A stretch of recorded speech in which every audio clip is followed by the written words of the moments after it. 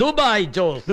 അതെ, കാലത്ത് വന്ന് വീട്ടിൽ കയറി ഉടനെ കുളിയും കഴിഞ്ഞ് കുപ്പായി മാറ്റി ഇറങ്ങിയതാ ഒന്ന് അടിച്ച് കേറാൻ.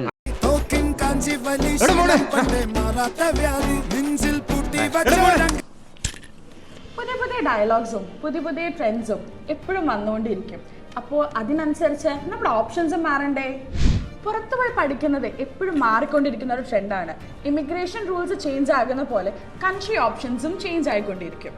ഇതിൽ പലരും ശ്രദ്ധിക്കാതെ പോകുന്ന അല്ലെങ്കിൽ വിട്ടുപോകുന്ന ഒരു കൺട്രിയാണ് USA. ഇന്റർനാഷണൽ സ്റ്റുഡൻസിന് ഒരുപാട് ബെനിഫിറ്റ്സും കരിയർ ഗ്രോത്തും എക്സ്പെക്ട് ചെയ്യാവുന്ന കൺട്രിയാണ് USA. പക്ഷേ അത് പലർക്കും ഫെമിലിയർ അല്ല. പലരുടെയും തോന്നൽ ട്യൂഷൻ ഫീസ് കൂടുതലാണ്, റിക്വയർമെൻറ്റ്സ് ഹൈ ആണ്, സ്റ്റേ ബാക്ക് ഉണ്ടാകില്ല, സ്കോളർഷിപ്പ് കിട്ടില്ല എന്നൊക്കെ. പക്ഷേ USA അങ്ങനെയാണോ? മറ്റേത് കൺട്രിയിലും ഉള്ളതുപോലെ തന്നെ 12 to 18 lakhs വരെ ഫീസ് വരുന്ന യൂണിവേഴ്സിറ്റീസ് USAയിലുണ്ട്. അതുപോലെ തന്നെ അധികം ഏജ് ലിമിറ്റ് റെസ്ട്രിക്ഷൻസ് ഇല്ലാത്ത ഒരു കൺട്രി കൂടെയാണ് USA. On campus or off campus work ഓപ്ഷൻസോടുകൂടി 3 വർഷം വരെ സ്റ്റേ ബാക്ക് USA നൽകുന്നുണ്ട്. Full time or part time job options അധികമുള്ള റീജിയൻസ് ആണ് ഇവിടെ.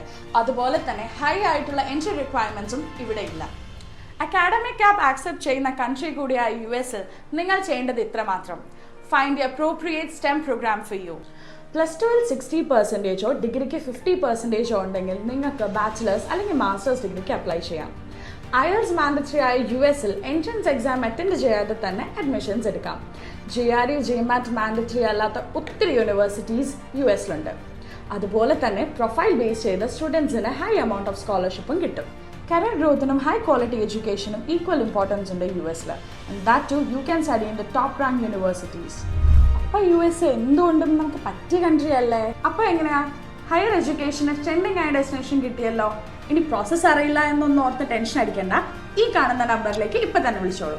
നിങ്ങളുടെ എക്സ്പേർട്ട് കൗൺസിലേഴ്സ് നിങ്ങൾക്ക് വേണ്ട എല്ലാ ഗൈഡൻസും തരും.